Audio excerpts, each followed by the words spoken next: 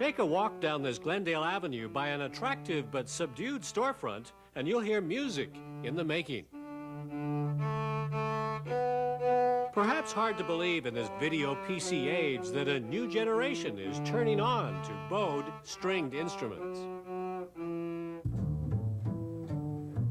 Perhaps also hard to believe that older generations are returning to their musical roots.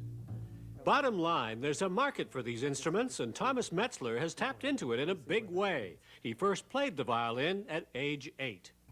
I studied for 10 or 12 years up through college, and I always loved it, especially the chamber music and orchestral playing.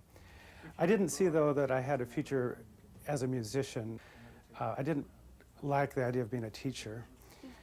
So the beauty of the instrument and the beauty of the music, I knew I wanted to do something related to the violin. And reading a novel about the old Italian violin makers perhaps sparked the thought that maybe someday I would want to try making an instrument.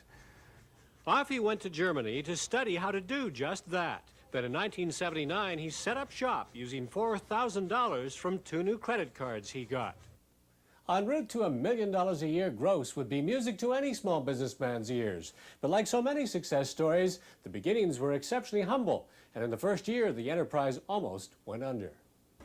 Couldn't just depend on building violins for income, too labor-intensive. So he broadened his base to include other stringed instruments, accessories, appraisals, sheet music, and most of all, repairs. We do fill a niche of somebody who wants a more finely handcrafted instrument that wants it adjusted properly. We have 5 full-time repair people who are actually trained violin makers. They've all made instruments, and they really know every aspect of how an instrument should be set up. And they can adjust instruments like no other commercial general music store could do. And not only that, we try to carry the type of instruments that most general music stores couldn't afford to get into, whether it be through outright purchase or consignment. Wife and daughter now also play an instrumental part in this enterprise. Not every romantic notion of how to make a living turns out so successfully. But by the looks of things, don't be surprised if you hear music from this building for decades to come. In Glendale, California, Bruce Page, First Business.